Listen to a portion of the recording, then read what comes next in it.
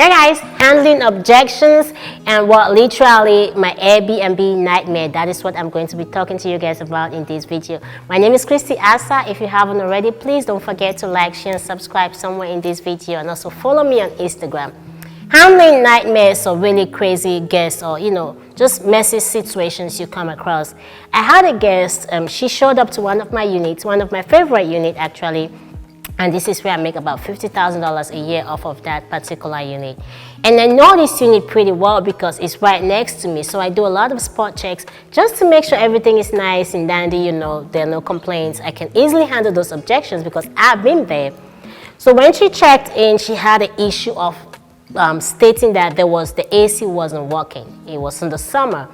So the messages came through our automations and the handyman picked it up. And the handyman went there. It was working. She just, was not familiar with that particular thermostat, how to fix it, which I get it. But then I realized that after she went there, she had told him something completely different. So I said, well, let's be mindful of this lady. I have a weird feeling about this lady. And he said, no, she was really nice, I said, well, she sounded, when she caught me, that was really not what the situation was, because when he went there, she had a whole bunch of stuff to talk about, and this lady had just got to that unit. So I said, well, let's just keep out. Some guests, really, when they notice you're soft, they will take advantage of you as compared to when you're firm with them. So with me, she has said the AC was not working, but with the maintenance guy, because he was real nice, she had a whole bunch of extra stuff for him to do. So somewhere down the line, about 2 days later, she was supposed to be there for about 60 days because she moved to Georgia and she was trying to close on a piece of property to move into. So about 2 days down the line, she sent us a text stating that there was no Wi-Fi.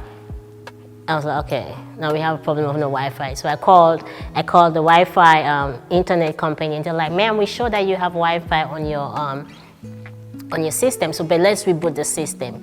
So the maintenance guy was on the phone for about an hour trying to fix it. We went over to the unit, and there was Wi-Fi, but the problem was she had so many devices. So everything, I think she had about 3 kids and her husband in her, so that's pretty much about 5 people. So when you have that many people with a limited capacity of Wi-Fi, of course it's going to slow down, and you guys are not going to get as fast internet as you used to. I asked her, I said, how many people do you have in the unit? She said just 2. I said, well, the maintenance guy said you had 5. Maybe that's the problem. Maybe somebody should turn off their YouTube, because kids want to do stuff on YouTube. You want to watch TV in the living room. Your husband want to watch TV in the bedroom. You want to still use your phone for internet. So that is probably what is slowing it down. And she was like, oh, well, he just turned it off. It's still not working. She made it a whole nightmare. She was freaking out. And I was like, ma'am, let me help you solve this problem. Let's adjust this problem. Let's just try to turn off. The TV has functions where you can watch on YouTube, and your kids can use one phone, and your husband can still watch his internet. But if all of you guys want to use it, all of you guys are not going to get, Wi-Fi, enough internet as compared to when it's 2 or 3 people using it, not to talk of 5 people. And she was like, okay, well, I get your point, I will do that. And the maintenance guy went over there, and it was a whole different story. So I took some time to really reflect, because she was getting real difficult. And I was like, what can I do with these guests? How can I handle this situation? But I realized she was paranoid. She has some kind of a paranoid disorder, and she would sit on the balcony and she would text me about the neighbors. I was like, okay. I said, ma'am, I'm so sorry, but the neighbors, what the neighbors are doing in their house really has nothing to do with you, as long as it's not affecting you in any way. But I had to find ways to handle this particular tenant, because she was this particular guest, she was extremely difficult. So I talked to a member of my team, and I said, from now on, any problem with this particular guest, I'm going to handle it. I'm going to take care of it. Moving forward, I think she was about to check out, right? But she realized that every time she has a problem, she'd rather want to go to the handyman than come to me or go to another member of the team. Because she noticed I was being more firm with her and setting more boundaries with her, but the other people pretty much were not setting boundaries. She goes there, they switch things up, they're going to be there for an hour, 2 hours, and they're just wasting time, really not doing anything. And when it comes to me, I handle the problem and we are straight to the point, and I set rules, and I'm like, let's go. what next? How can I help you in the future? So she really did not like to come to me. But every time she had a problem moving forward, they were sending her to me. So we had to address that issue. So when I called her, I encourage you guys to always use the app, whatever app it is they booked off from. Communicate on the app. Do not go over the app, try to call them, try to text them, because that's your proof of that you're actually solving a problem that they're having. So I will assure her somebody will be there and they will solve the problem and they will walk away. On the last day of checkout, guys, we had a storm and the internet literally went out that time.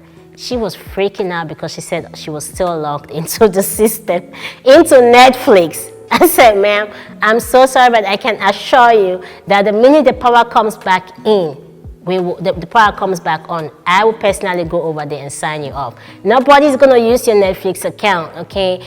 And this lady did not want to check out because she was scared that somebody was going to use her Netflix account. But thank goodness the power came back right before checkout. Checkout is at 11. I think it came out about 10:30. And she was able to check and she's like, thank you so much. I finally logged out of Netflix. You know, all devices have been locked off. Thank you for your stay. We had a great time. And I was like, okay, you're so welcome. I'm happy you enjoyed your stay. You know, don't forget to leave us a 5-star review. But guys, the lesson learned from this one is that I want you guys to be firm and consistent with your guests. Because you have a lot of guests coming in and out with different personalities. You don't want to show something you cannot control at the end, because she had so many issues. But imagine that every time she calls, I send somebody there who really doesn't understand how the game works, and the person goes there and spends their whole entire day over there, and then by the time the person walks out the door, she has another complaint. When you're firm and consistent and you communicate on the app, they realize that you mean business. They realize that you're not here to play games. So guess what? There's nothing for them to use against you and say, okay, I called, this was why I called, this is not what happened. Or they will understand that, you know what, there's boundary setting.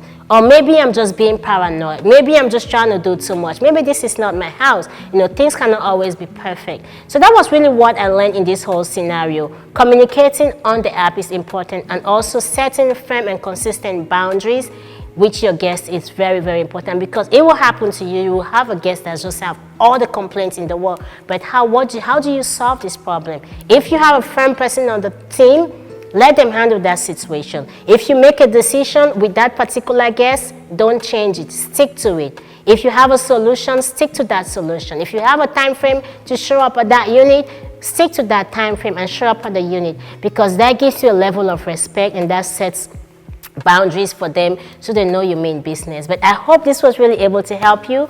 Don't forget to like, share, and subscribe somewhere right here, and I'll see you guys on the next video.